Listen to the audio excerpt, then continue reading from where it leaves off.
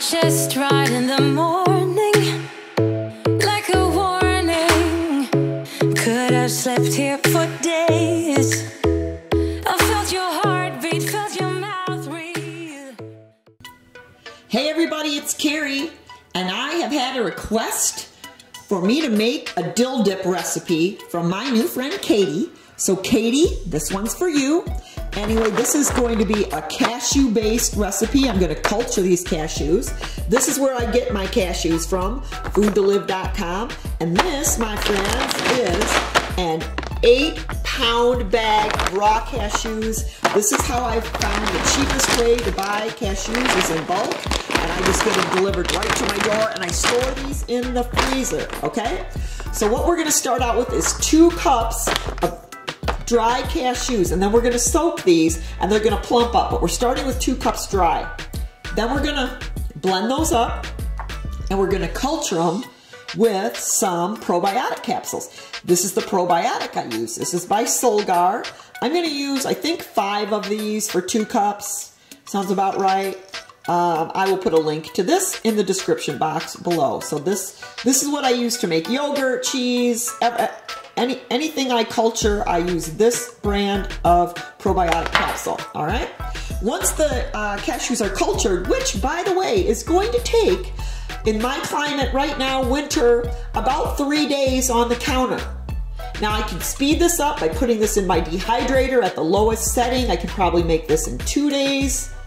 Or if you put it near a space heater or somewhere really warm, you can cut this process down, but there is a process. So if you've got this party you need dill dip for on Saturday, you can't be thinking about making your dill dip on Friday. You ain't gonna be ready. So you need to think about your dill dip on Wednesday for a party on Saturday. Got it? All right. This is not a quick recipe. Anyway, what else we're gonna need? We're gonna need some dill weed. I obviously make a lot of dill dip, so I buy a big thing of dill weed.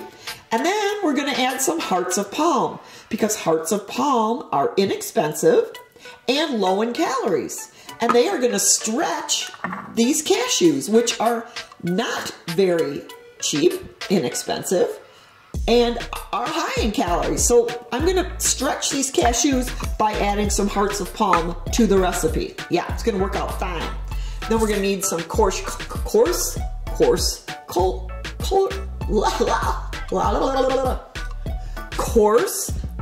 kosher salt. Coarse kosher salt. I got it out. I got it. All right. And the other secret ingredient, which I suggest everybody get, everybody have this on their counter in their pantry, lactic acid made from beets. Oh great, my phone's ringing. I'm gonna hang up on them. All right, I hung up on them. I'll call them back, I promise. Anyway, I am going to be using this lactic acid made from beets. This makes everything sour, like sour cream, like cheese you want to be sour. Anything you want to be sour, I highly suggest you get yourself some of this. I get it off Amazon. I will put a link to this below as well. So anyway, this is what we're gonna need. We're gonna make some dill dip. It's gonna take a while. I will be back once these are soaked. It's sunny and I'm back, and the cashews have been soaked. I have put them in the Vitamix, and I am adding a ½ cup of water.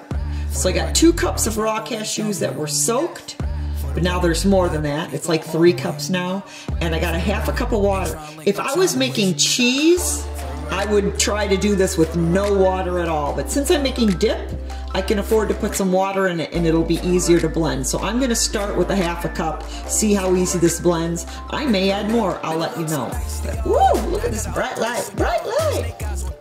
So this is still like really thick, so I can tell that I'm gonna add a whole nother ½ cup of water, so that's gonna make it 1 full cup of water, and it'll be fine.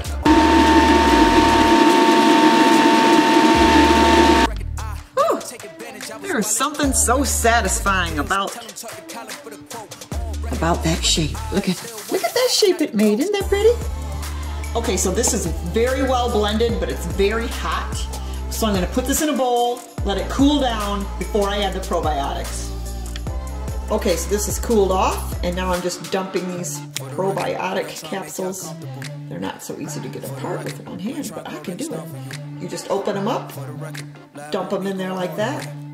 So I'm going to open up 5 of these, put 5 of these in here, mix it up.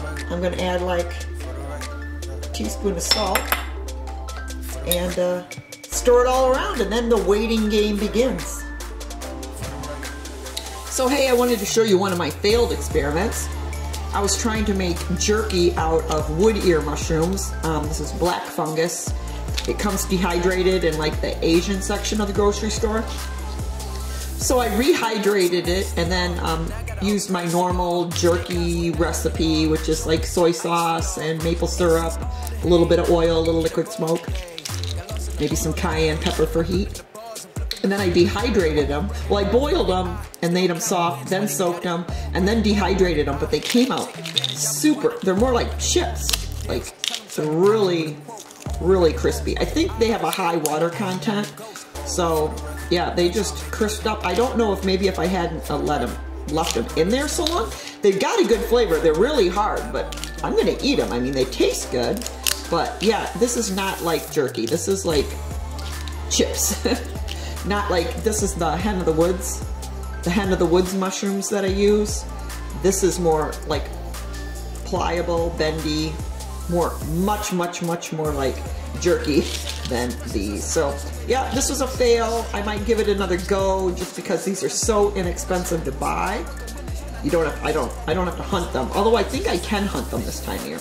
Anyway, failed jerky experiment. All right, here we go. It's been 3 days. And you can tell when this is ready. I probably could have done this yesterday, maybe. When this stops tasting like ground up nuts and, you know, takes on a tangy cheese flavor. This does not taste anything like it tasted on Friday. It's now Monday. So anyway, this is gonna make a ton of dill dip here. Normally I would probably use part of this and make it into like sour cream.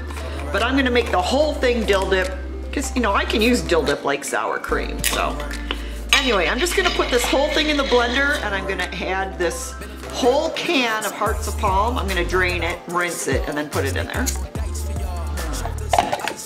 Whole can in there. I'm gonna put a half a teaspoon of my lactic acid in there.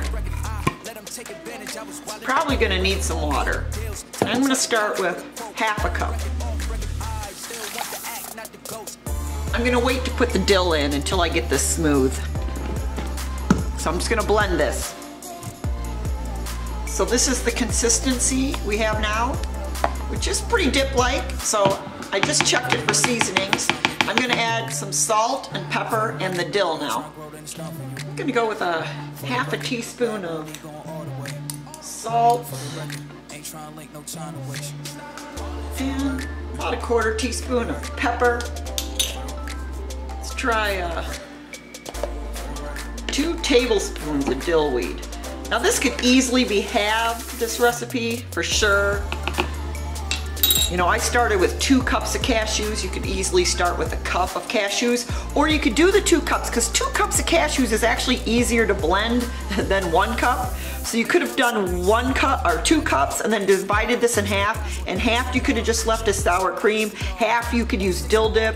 Half you could make as taco dip, just add some taco seasoning to it. But the base is always going to be like the same, like the cashews and the hearts of palm, if you will. Okay, let's blend this up. And there you have it, dill dip. You probably didn't even need to blend it at that point. You could have just mixed the dill in a bowl, but well, whatever. Anyway, like I said, if you wanted to make this taco dip, instead of dill, add taco seasoning. Divide it in half, make half dill, half taco dip. You can add some of that like vegetable soup mix and make vegetable dip. You know, it's endless. It's just endless what you can do with cashews and hearts of palm. Because, you know, the base is the same. So anyway, this is dill dip. Here you go.